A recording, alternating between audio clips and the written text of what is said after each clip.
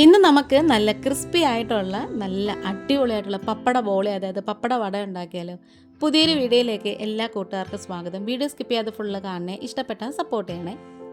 ഞാനിവിടെ 250 ml കപ്പിൻ്റെ 2 cup പച്ചരി പൊടിയാണ് എടുത്തേക്കുന്നത്. ഇത് ഇടിയപ്പ പൊടി അതായത് പത്തിരിപ്പൊടി ഒന്നുമല്ല, പച്ചരി കുതിർത്തിട്ട് പൊടിച്ചെടുത്തതാണ്. ഇനി 1/4 കപ്പോളം കടലമാവ് അരിച്ചിട്ട് അതും കൂടി ഇട്ട് കൊടുക്കുകയാണ്. 2 കപ്പ് പച്ചരി പൊടിക്ക് 1/4 കപ്പ് മാത്രമേ കടലമാവ് എടുക്കാവൂ.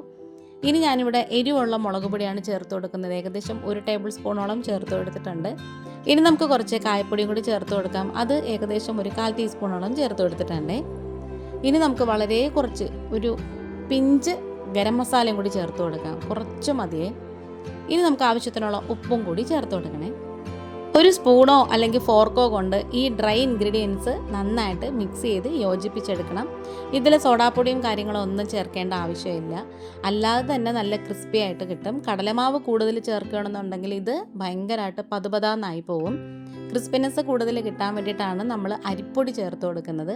അതും നമ്മൾ വറുത്ത അരിപ്പൊടിയേക്കാളും ഇതുപോലെ പച്ചരി കഴുകിയിട്ട് കുതിർത്ത് പൊടിച്ച് അരിച്ചെടുക്കുന്ന പച്ചരി പൊടിയാണ് നല്ലത്. ഇനി നമുക്കിതിലേക്ക് ഈ ഒരു മാവ് മിക്സ് ചെയ്തെടുക്കാൻ വേണ്ടിയിട്ട് ആവശ്യത്തിനുള്ള വെള്ളം ഒഴിച്ചു കൊടുക്കാം. ചൂടുവെള്ളമൊന്നും അല്ല, സാധാരണ തണുത്ത പച്ചവെള്ളമാണ്. സാധാരണ നമ്മുടെ നോർമൽ വാട്ടർ ഉണ്ടല്ലോ, പച്ചവെള്ളമാണ് ഒഴിച്ചു കൊടുക്കുന്നത്.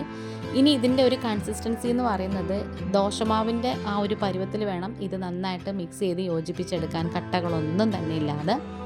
ഇഡ്ഡലി മാവിൻ്റെ പരുവത്തിലല്ല, ഇതുപോലെ നമ്മൾ ദോശമാവിൻ്റെ അയവിൽ മിക്സ് ചെയ്തെടുത്തതിന് ശേഷം അതിലേക്ക് ഏകദേശം 1-1.5 ടേബിൾ സ്പൂണോളം കറുത്ത എള്ള് ചേർത്ത് കൊടുക്കാം. പിന്നെ 1 ടീസ്പൂണോളം ചതച്ച മുളകുണ്ടല്ലോ അതിട്ട് കൊടുക്കാം. 1 ടീസ്പൂണോളം അജ്വായിൻ എന്ന് പറയത്തില്ലേ, അയമോദകം നമ്മൾ മുറുക്കിലൊക്കെ ചേർക്കത്തില്ലേ, അതും കൂടി നന്നായിട്ട് കൈ കൊണ്ട് തിരുമിയതിന് ശേഷം അതും കൂടി ചേർത്ത് കൊടുക്കാം. ഇനി ഇതെല്ലാം കൂടി നന്നായിട്ട് മിക്സ് ചെയ്ത് യോജിപ്പിച്ചെടുക്കണം. അപ്പോൾ ഈ ഒരു മാവിൻ്റെ പരുവം ഞാനിത് സ്പൂൺ കൊണ്ട് മിക്സ് ചെയ്യുമ്പോൾ തന്നെ നിങ്ങൾക്ക് ഏകദേശം ആ ഒരു കൺസിസ്റ്റൻസി മനസ്സിലായി കാണും.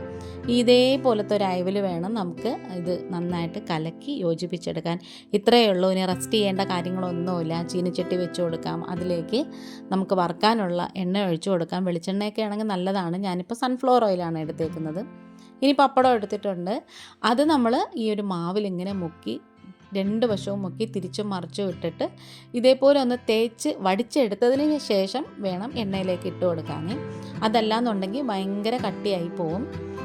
തിളച്ച ആ ഒരു എണ്ണയിലേക്ക് ഇട്ടിട്ട് തിരിച്ചും മറിച്ചും ഇട്ട് നന്നായിട്ട് മൊരിയിച്ചെടുത്താൽ മതി. നമ്മൾ ഇടുന്ന സമയത്ത് ഈ ഒരു ഗ്യാസിൻ്റെ ഫ്ലെയിം ഹൈ ഫ്ലെയിം വെച്ചേക്കണം. പിന്നെ മീഡിയത്തിലും ലോയിലും ആയിട്ട് തിരിച്ചും മറിച്ചും ഇട്ട് വേണം മൊരിയിച്ചെടുക്കാൻ. ഈ ഒരു വീഡിയോ കണ്ടുകൊണ്ടിരിക്കുന്ന സമയത്ത് ചാനൽ നിങ്ങൾക്ക് ഇഷ്ടപ്പെടുകയാണെന്നുണ്ടെങ്കിൽ പ്ലീസ് ഒന്ന് ലൈക്ക് ചെയ്യും, ഷെയർ ചെയ്യും, കമൻറ്റ് ചെയ്യും, സബ്സ്ക്രൈബ് ചെയ്ത് സപ്പോർട്ടൂടെ ചെയ്യണേ. ആദ്യമായിട്ട് കാണുന്ന കൂട്ടുകാർ ആരെങ്കിലും ഉണ്ടെങ്കിൽ ആ ഒരു ബെല്ലൈക്കണും സബ്സ്ക്രൈബ് ബട്ടണൊക്കെ പ്രസ് ചെയ്തിട്ട് ആ ഓൾ എന്ന ഓപ്ഷനും കൂടി കൊടുക്കണേ. എങ്കിൽ മാത്രമേ ഞാനിടുന്ന നെക്സ്റ്റ് വീഡിയോസൊക്കെ നോട്ടിഫിക്കേഷനായിട്ട് നിങ്ങൾക്ക് കിട്ടത്തുള്ളൂ. അപ്പോൾ ഈ ഒരു പപ്പടത്തിൻ്റെ അതായത് പപ്പട ബോളിയുടെ ആ ഒരു പരുവം എന്ന് പറയുന്നത് ഇതുപോലാണ്. നല്ല കളറാണ്, അതുപോലെ തന്നെ നല്ല ക്രിസ്പി ആയിട്ടുണ്ട്.